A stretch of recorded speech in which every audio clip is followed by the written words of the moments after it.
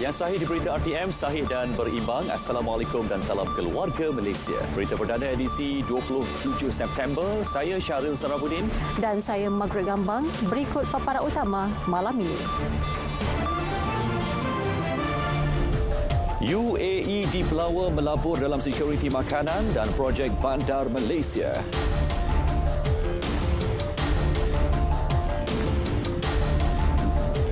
KKM Mindef optimumkan aset dan sumber hadapi sebarang bencana dan kecemasan.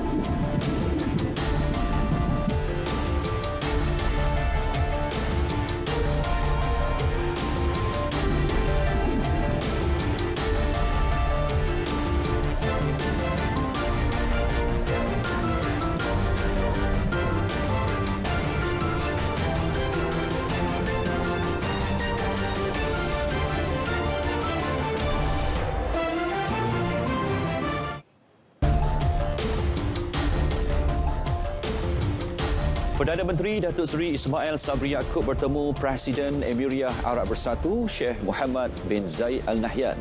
Perjumpaan selama 30 minit itu berlangsung di kediaman Presiden di Abu Dhabi. Ini merupakan pertemuan pertama kedua-dua pemimpin sejak pelantikan Sheikh Mohammed sebagai Presiden UAE yang baru pada 14 Mei. Lawatan kerja 4 hari Datuk Seri Ismail Sabri ke UAE bagaimanapun merupakan yang kedua sejak beliau memegang jawatan Perdana Menteri. Datuk Seri Ismail Sabri dan Sheikh Mohammed antara lain membincangkan cara untuk mengukuhkan hubungan dua hala yang terjalin sejak 40 tahun lalu. Pada masa sama, melihat potensi untuk meneroka bidang kerjasama baharu seperti keselamatan makanan, pendigitalan dalam pendidikan dan tenaga boleh diperbaharui. Tahun lalu, UAE merupakan rakan dagangan terbesar Malaysia, destinasi ekspor kedua terbesar dan sumber import kedua terbesar dalam kalangan negara Asia Barat. Bagi 2021, jumlah perdagangan Malaysia dengan UAE meningkat 7.9% kepada 22.29 bilion ringgit.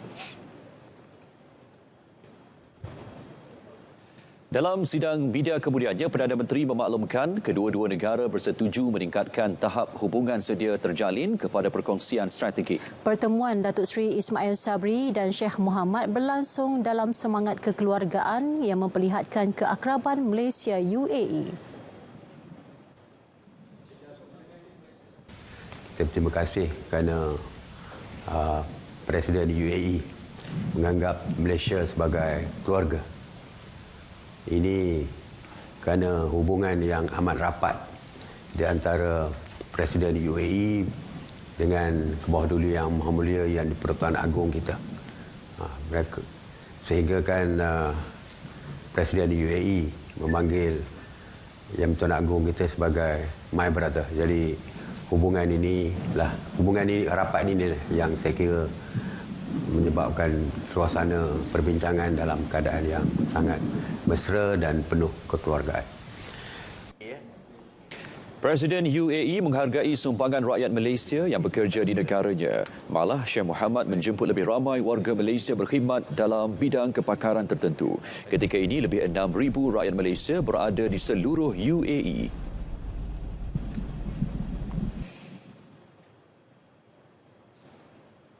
Perdana Menteri berharap UAE menyokong cadangan Malaysia kepada Pertubuhan Bangsa-Bangsa Bersatu PBB agar kuasa veto dihapuskan. Perkara yang telah disuarakan kepada Presiden UAE itu dilihat bertepatan memandangkan negara tersebut telah terpilih menjadi anggota Majlis Keselamatan PBB.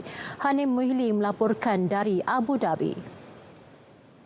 Pada pertemuan dengan Sheikh Mohammed, Datuk Seri Ismail Sabri turut menyuarakan beberapa cadangan lain. UAE diharap dapat memainkan peranan lebih aktif dalam isu global, terutamanya melibatkan konflik berpanjangan Palestin dan krisis politik Myanmar. Keperluan mereformasi PBB juga perlu dipandang serius dan diambil langkah sewajarnya.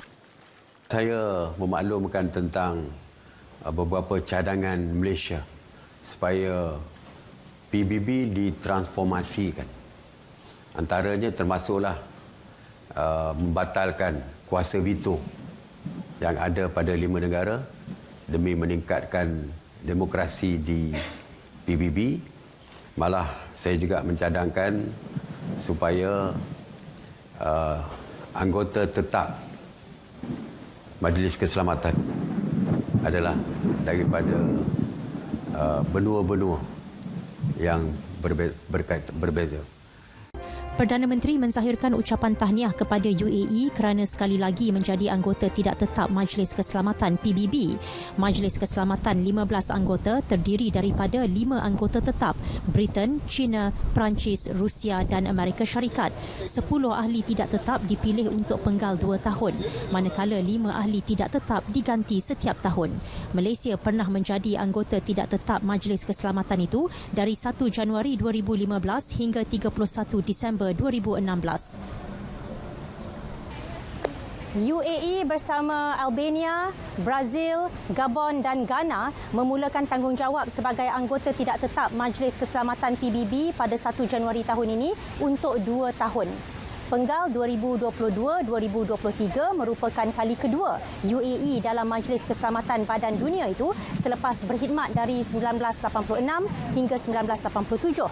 Menurut Sheikh Mohamad, diplomat negaranya akan mengejar semangat penglibatan dan kerjasama global sama seperti yang telah membimbing UAE sejak penubuhannya. Majlis Keselamatan PBB bermesyuarat secara kerap mengenai ancaman terhadap keamanan dan keselamatan antarabangsa serta membuat keputusan muktamad mengenai resolusi yang mengenakan sekatan antarabangsa, membenarkan penggunaan kekuatan tentera dan melancarkan misi pengaman. Fail kesnya termasuk Syria, Yaman, Libya, Iraq, Lubnan, Ukraine, Ethiopia, Korea Utara dan kawasan panas lain serta konflik Israel-Palestin dan program senjata Iran yang telah berlangsung selama beberapa dekad. Untuk diterima pakai, resolusi majlis memerlukan sekurang-kurangnya 9 undi menyokong dan tiada veto daripada ahli tetap. Hani Muhili, Abu Dhabi, RTM. Sementara itu, Malaysia mempelawa UAE untuk terlibat dengan pembangunan bandar Malaysia. Menurut Perdana Menteri, sebaik bersedia, jemputan secara rasmi akan dibuat bagi tujuan itu. Ia susulan persetujuan Kabinet untuk melihat semula projek berkaitannya. Kabinet bersetuju untuk revisit dari segi pembangunan dan package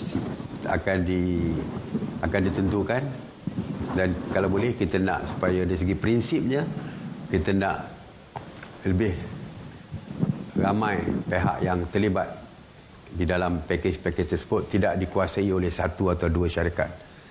Jadi modelnya berbeza.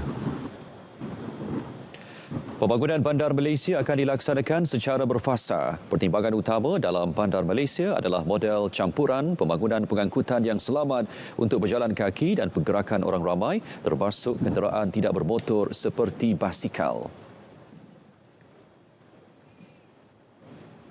Malaysia turut mencadangkan penubuhan jawatan kuasa teknikal bersama dengan UAE bagi membincangkan skop kerjasama dalam sekuriti makanan. Semasa pertemuannya dengan Presiden UAE, Perdana Menteri menjemput negara itu untuk membuat pelaburan timbal balas di Malaysia bagi menyokong dasar sekuriti makanan kedua-dua negara.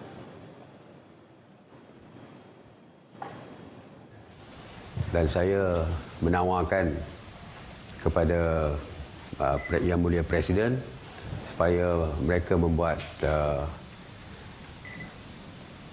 reverse investment ataupun pelaburan timbal balas, yang mana sebagai sebuah negara yang mempunyai tanah yang luas dan sesuai untuk pertanian, kita meminta supaya mereka membuat pelaburan pertanian di Malaysia, kerana saya difahamkan UAE mempunyai perancangan untuk menjadikan UAE sebagai hub kepada ekspor pertanian ke negara-negara Afrika dan sebagainya. Dan Presiden menyambut baik cadangan saya, dan kita semua semalam, kita berdua bersetuju untuk segera mewujudkan jawatan kuasa bersama, jawatan kuasa kerja Joint Committee ni, jawatan kuasa kerja bersama untuk melihat dengan cara yang lebih detail tentang cadangan untuk reverse investment dari segi food security di Malaysia ini. Di Malaysia, Pelan Tindakan Dasar Sekuriti Makanan 2021-2025 telah dibangunkan bagi memperkukuh keselamatan makanan negara. Ia mengambil kira isu dan cabaran di sepanjang rantaian bekalan makanan bermula daripada input pertanian hingga ke sisa makanan. Manakala UAE membangunkan strategi sekuriti makanan nasional 2051 untuk menjadikan negara itu yang terbaik di dunia dalam indeks keselamatan makanan global menjelang 2051. Strategi itu antara lain bermatlamat membangunkan sistem nasional yang komprehensif berdasarkan pengeluaran makanan yang mampan melalui penggunaan teknologi moden. Malaysia komited memperkukuh kerjasama dengan masyarakat antarabangsa bagi memacu kesaling hubungan sejagat dan transformasi digital yang mampan. Menteri Komunikasi dan Multimedia Tan Sri Anwar Musa berkata, ketersambungan kini seharusnya menjadi sebahagian daripada hak asasi manusia bagi menghubungkan keluarga dunia. In Malaysia, being a multiracial and multi-religious country, all citizens are considered as one family under the philosophy of Keluarga Malaysia, irrespective of race, religion, culture, socio-economic status, or even geographical identity. Indeed, connectivity is not only important to unite the entire Malaysian family, but also now should be considered as part of human rights, connecting people all over the globe, or global family, or keluarga dunia. Beliau berucap pada persidangan Plenipotensiari Kesatuan Telekomunikasi Antarabangsa ITU PP2 di Bucharest, Romania. Tan Sri Anwar turut berkongsi strategi komprehensif Malaysia bagi menjayakan matlamat berkenaan. Ini termasuk mewujudkan Pelan Tindakan Ekonomi Digital Malaysia, Dasar Revolusi Perindustrian ke-4 dan Rancangan Malaysia ke-12. ITU PP22 berlangsung mulai semalam hingga 14 Oktober disertai 181 negara.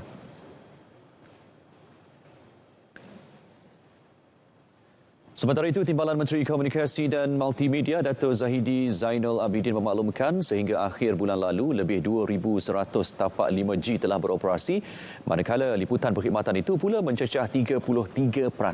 Ia membabitkan kawasan berpenduduk di Selangor, Negeri Sembilan, Melaka, Johor, Pulau Pinang, Perak, Sabah, Sarawak, Kuala Lumpur dan Putrajaya. Beliau optimis sasaran 36% liputan 5G pada penghujung tahun ini mampu dicapai. Kita dah perkembangkan kepada 8 negeri. Dan 8 negeri ini kita harap kita akan perkembangkan dengan adanya usaha sama ni, maka kita akan berkembangkan ke lebih banyak negeri lagi lah dengan penambahan fiber optik dengan kerjasama Telekom Malaysia dan juga Telco yang sedia ada. Kalau boleh kita akan perkembangkan di Kelantan dan juga di Perlis lah kan. Jadi ini antara negeri yang kita lihat masih kita nak cuba majukan lah.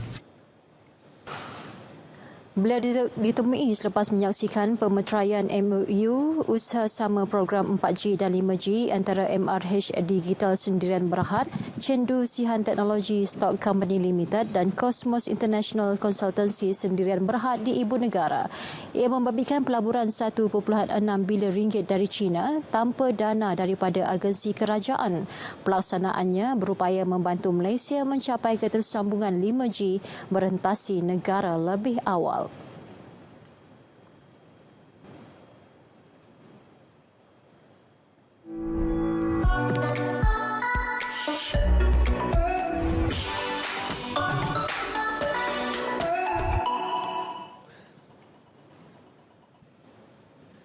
Bagi menghadapi sebarang kecemasan termasuk bencana pada musim tengkujuh, Kementerian Pertahanan akan melaksana perolehan 2 hospital medan tambahan.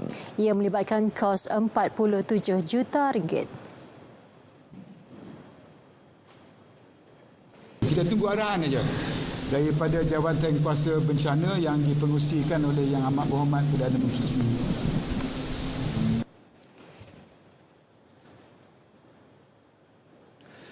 Sementara itu, Datuk Seri Syamuddin memaklumkan kementeriannya akan mewujudkan kerjasama baharu yang lebih menyeluruh bersama Kementerian Kesihatan. Ia meliputi penelitian terhadap aset dan sumber milik kedua-dua kementerian yang boleh dioptimumkan untuk kegunaan ketika mendepani krisis termasuk banjir. Pengalaman kita semasa berdepan dengan COVID-19, usaha kita nak melihat kepada musim ke-7 banjir ini, bagaimana hospital-hospital medan yang kita gunakan masa COVID dan bencana dapat ditambah nilai dan dapat bekerjasama rapat. Contohnya di Had Mizan ada keperluan sumber manusia yang mungkin boleh ditampung oleh Kementerian Kesihatan Malaysia. Mungkin ada peralatan dan juga jentera yang ada di kawasan pedalaman, yang ada pada ATM, yang tak ada pada KKM, yang boleh kita deploy apabila diperlukan.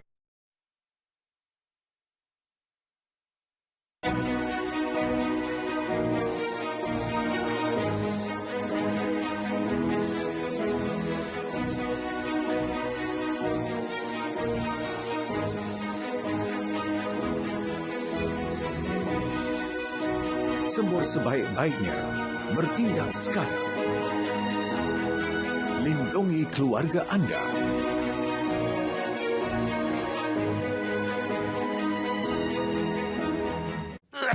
Adakah di kalangan keluarga anda mempunyai tanda-tanda batuk sebegini?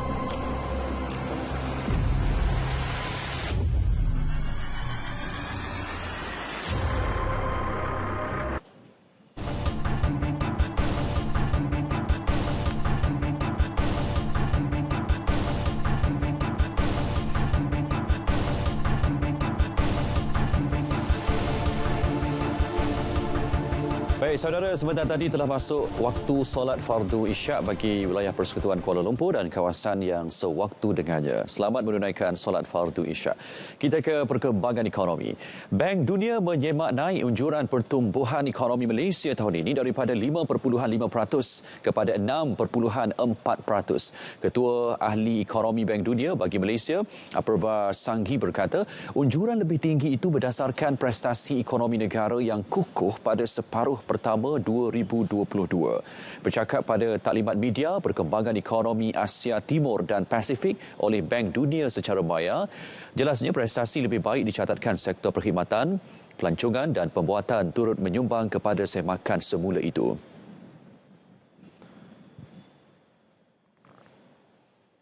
We expect some positive momentum to spill over to the second half. The third quarter growth in 2022 should benefit from a low base of a third quarter growth in 2021 when the economy contracted by 4.5%. Bank Dunia bagaimanapun menyemak semula unjuran pertumbuhan keluaran dalam negara kasar KDNK negara tahun hadapan kepada 4.2% daripada 4.5%. Ia sejajar cabaran ketidaktentuan ekonomi global termasuk perkembangan terkini di Ukraine dan kelembapan ekonomi di China. Namun asas ekonomi negara yang kukuh disokong kedudukan sebagai peserta komoditi elektrik serta gangguan rantaian bekalan yang terhad di Asia berbanding barat akan memberikan sokongan kukuh kepada pertumbuhan.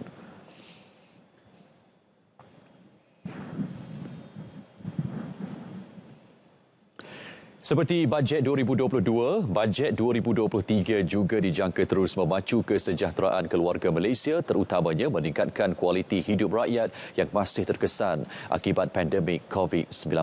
Pada masa sama, beberapa aspek lain seperti kesihatan awam dan pembangunan ekonomi yang lebih inklusif juga perlu diberikan fokus utama dalam merealisasikan konsep keluarga Malaysia yang akan membawa faedah kepada rakyat. Kita ikuti laporan pra-bajet 2023 mensejahterakan keluarga Malaysia bersama wartawan Mohan Chinasami.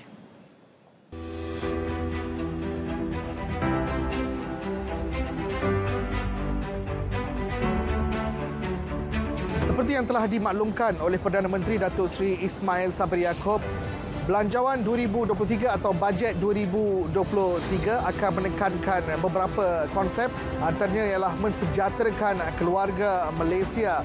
Di bawah konsep berkenaan juga beberapa perkara turut ditekankan, antaranya ialah tangani kos sara hidup, meningkatkan kualiti sistem kesihatan di negara dan yang terakhir sekali meningkatkan kerjasama antara sektor awam, swasta dan juga sosial bagi meningkatkan kemampanan pembangunan di negara.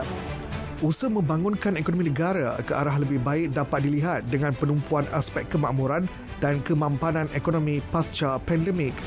Justru bajet 2023 perlu fokus kepada cara menangani kos sara hidup seperti mengekalkan bantuan keluarga Malaysia BKM terutamanya kepada golongan B40 dan M40. Jadinya bantuan direct dari segi BKM tu tetap kena ada untuk golongan-golongan yang memerlukan. Bantuan BKM ini adalah lebih tepat sekali, lebih bersasar kerana ia membantu orang yang betul-betul memerlukan berbanding dengan subsidi yang diberikan secara general yang boleh digunakan oleh semua rakyat Malaysia, termasuk daripada golongan B40, M40 dan juga T20 yang boleh dikatakan kurang memerlukan subsidi tersebut. Sektor kesihatan turut dijangka menjadi fokus utama bajet 2023. Berikutan Malaysia dijangka mencapai status negara tua menjelang 2030 apabila dijangka 15.3% daripada jumlah keseluruhan penduduk negara berusia 60 tahun dan ke atas. Lebih banyak pusat-pusat rawatan kesihatan bagi warga emas perlu diwujudkan bagi mengurangkan kos rawatan serta dapat mengawal peningkatan penyakit tidak berjangkit.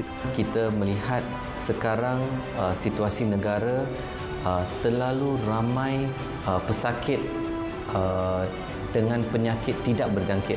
Penyakit tidak berjangkit ni lebih ramai dan itu mengambil satu kos yang sangat tinggi di sektor hospital. So kebanyakan pesakit tidak mengetahui mereka ada penyakit tidak berjangkit seperti kencing manis, darah tinggi, kolesterol yang tinggi, uric acid yang tinggi, masalah buah pinggang. So bila mereka tidak mengetahui, bila datang ke hospital pada tahap yang serius, kos belanja rawatan tu sangat tinggi. Dalam mengharungi kepesatan perkembangan ekonomi yang bersifat globalisasi, sektor ekonomi seperti ekonomi digital memerlukan penglibatan erat sektor awam dan swasta.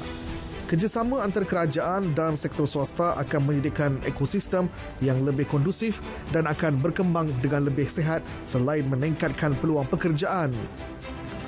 Kerjasama erat sektor awam dan sektor swasta dalam pembangunan negara yang mapan adalah sangat penting, apatah lagi kalau kita bercakap tentang hal ini dalam konteks negara yang membangun. Hubungan ini perlu berlaku di mana kaedah perhubungan itu perlu menjana pembangunan yang seimbang bagi semua sektor-sektor utama, meningkatkan daya produktiviti yang saling melengkapi di antara satu sama lain bagi menjamin pertumbuhan ekonomi yang optimum secara inklusif dan mapan. Seperti bajet sebelum ini yang selari dengan momentum pemulihan ekonomi pasca COVID-19, bajet 2023 dijangka akan terus mengutamakan kewajiban rakyat terutama dalam meningkatkan pendapatan dan perlindungan sosial. Mohan Chinasami, RTM.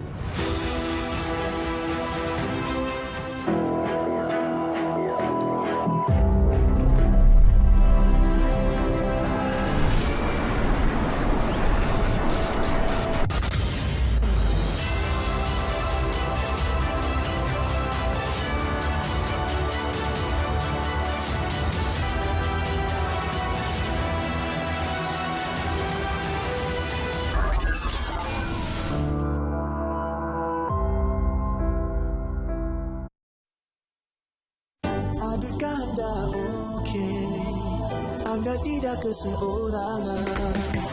Bukan perasaan, dapatkan bantuan. Adakah anda okey? Saya sedia mendengar. Ya, tahu di mana bantuan? TLK bersama Harmoni. Let's talk. Minda sihat. Imran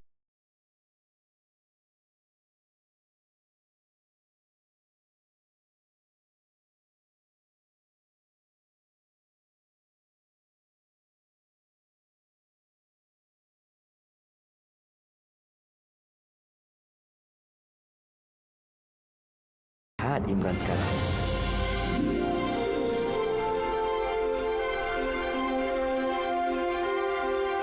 Tak makan ubat lagi ke? Ish, tak boleh begitu. Awak belum sembuh sepenuhnya. Pesakit TB perlu mendapat rawatan dengan sempurna selama 6 bulan untuk sembuh sepenuhnya. Ingat, hanya dengan rawatan yang sempurna, penyakit TB boleh disembuhkan sepenuhnya. TB boleh menyebabkan kematian jika tidak dirawat.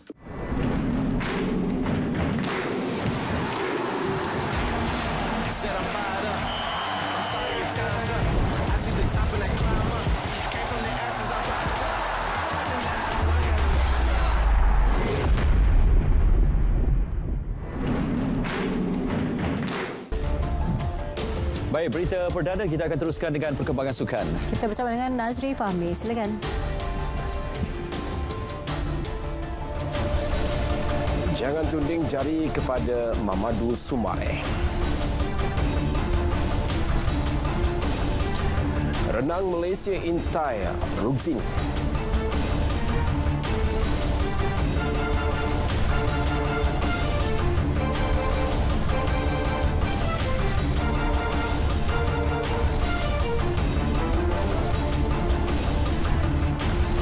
Terima kasih Syahrir dan Meg. Assalamualaikum, salam sukan untuk semua. Pemain sayap skuad Harimau Malaya Muhammad Safawi Rashid Mahu peminat bola sepak tanah air berhenti mengencam Mamadou Soumaré yang dilihat menampilkan prestasi hamba di kejohanan Piala Raja Thailand. Jelas Safawi, Soumaré ketika ini amat memerlukan sokongan moral bagi mengatasi daripada masalah prestasinya ketika ini. Menurut Safawi, bola sepak merupakan sukan yang melibatkan kerjasama berpasukan dan tidak wajar untuk menunding jari ke atas mana-mana individu atas sebarang kegagalan. Saya rasa benda tu tak patut berlaku kepada Soumaré sebab kita bermain dalam satu pasukan, lalu nak kecam semua, lalu nak puji semua. So saya rasa dengan keputusan yang fan buat tu, saya rasa saya anggap lepas ni tak ada berlaku sebab macam saya cakap, contoh kalau saya tak main bagus, orang kecam saya. Kalau siapa-siapa player yang tak main bagus, dia akan kecam. So saya rasa macam Soumaré, dia punya mindset strong, mental strong. Safawi berkata demikian selepas tiba di KLIA 2 dari Thailand. Soumaré menerima kritikan daripada peminat tanah air sesulang gagal mencipta impak dalam kejohanan Piala Raja Thailand baru-baru ini. Malaysia muncul naik juara kejohanan itu selepas tewas 0-3 kepada Tajikistan menerusi penentuan penalti. Sementara itu, Safawi turut menganggap prestasi cemerlang skuad negara dalam kejohanan Piala Raja Thailand turut dibantu oleh persefahaman kesemua pemain di dalam dan luar padang. Menurut pemain sayap Johor Darul Tazim itu, Ketua Jurulatih Harimau Malaya Kim Panggon mempunyai banyak pilihan untuk mencipta ramuan terbaik dalam barisan skuadnya. Saya rasa di sekolah more to harmony team supaya vibe tu bawa ke dalam padang. So saya nampak semua player harmoni yang baik. That's why kita dapat keputusan yang baik. Mungkin daripada harmoni tu juga. Walaupun terpaksa mengurus persatuan sukan dalam suasana mencabar akibat pandemik COVID-19, 5 badan sukan di peringkat kebangsaan telah membuktikan keupayaan pengurusan dengan baik sehingga berjaya menerima pengiktirafan 5 bintang tabik urus persatuan sukan. Menteri Belia dan Sukan Datuk Seri Ahmad Faizal Zumu menjelaskan penilaian itu dibuat oleh Pejabat Persujaian Sukan PAJS dengan kerjasama Majlis Sukan Negara MSN, Jabatan Belia dan Sukan Negara JBSN, Majlis Olimpik Malaysia MOM, Majlis Paralimpik Malaysia MPM yang melibatkan 10,729 badan sukan semua peringkat. Kita nakkan semua persatuan sukan berfungsi untuk memajukan sukan yang mereka wakili. Bukan sekadar tubuh persatuan, kemudian adakan mesyuarat agung, hari raya ada jamuan hari raya dan sebagainya, dan tidak menganjurkan aktiviti-aktiviti untuk memajukan sukan yang mereka wakili. 5 persatuan tersebut adalah Persatuan Bola Sepak Malaysia, Persatuan Badminton Malaysia, Persekutuan Wushu Malaysia dan Persatuan Raket Squash Malaysia. Selain itu, KBS melalui pejabat PJS juga sedang melaksanakan pelan pemurnian pendaftaran badan sukan berdasarkan status penghantaran laporan MyKB tahunan. Datuk Seri Ahmad Faizal berkata demikian kepada media di Bukit Jalil.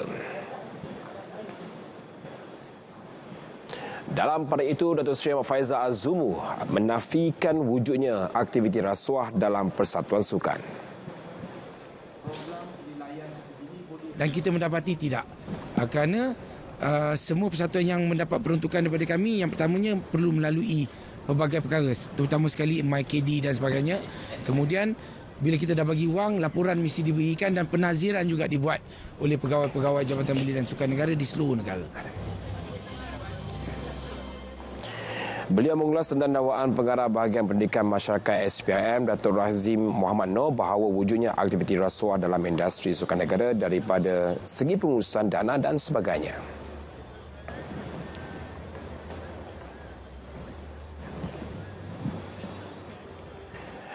Perenang dari Johor Tan Luzing kini diintai Persatuan Renang Malaysia MS untuk disenaraikan dalam skuad Sukan C 2023 di Kemboja Mei tahun depan.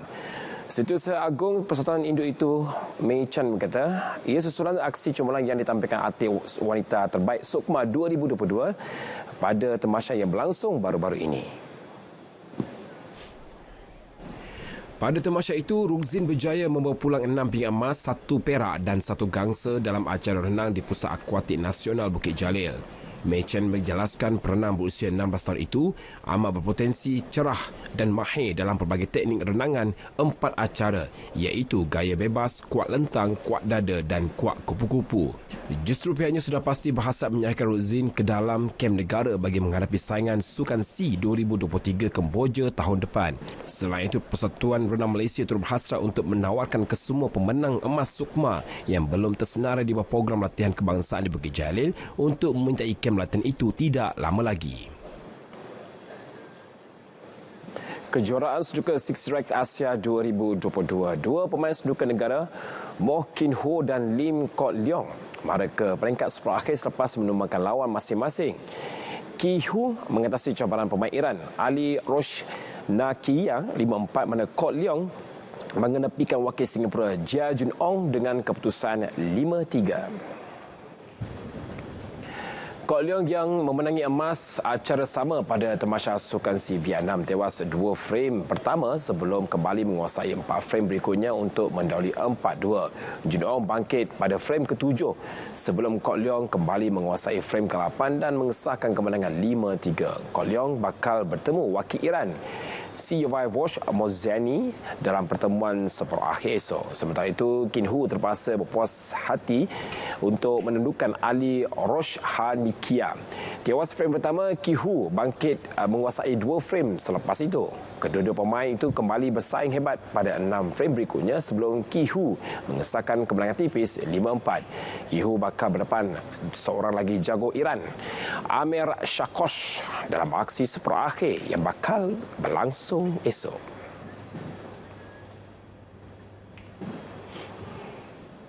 Laporan sukan untuk hari ini berakhir di sini. Saya Nazif Abi Syukri. Assalamualaikum. Salam sukan untuk semua.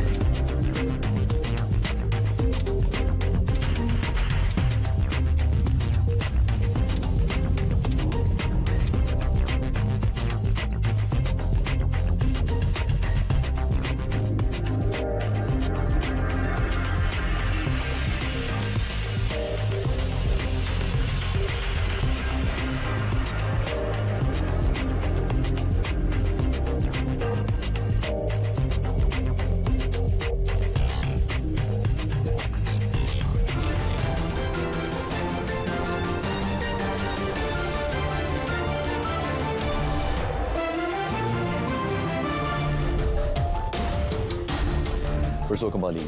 Seekor ular tedung selar menyelinap masuk ke dalam beg sekolah tanpa disedari oleh seorang kanak-kanak. Ya, begitu licik sampai tak sedar. Saksikan dalam hashtag. Baik, ini dia seekor ular tedung selar menyelinap masuk ke dalam beg sekolah seorang kanak-kanak perempuan tanpa disedarinya. Setelah merasakan sesuatu yang bergerak di dalam begnya, kanak-kanak itu segera memberitahu guru kelas.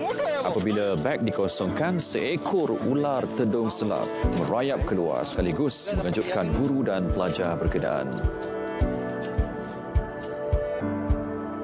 Seorang lelaki menggunakan kaedah unik untuk melamar pasangannya iaitu berpakat dengan polis agar memberkasnya.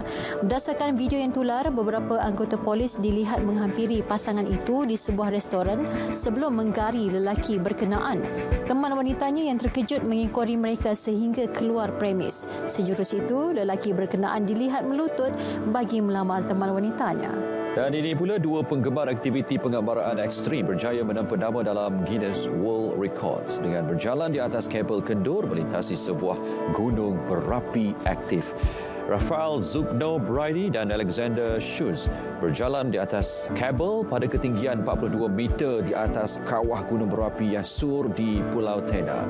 Kedua-dua mereka dilihat memakai topeng gas dan topi geledah serta cuba mengimbangi badan ketika berjalan di atas tali kendur sambil diikat dengan aba-aba.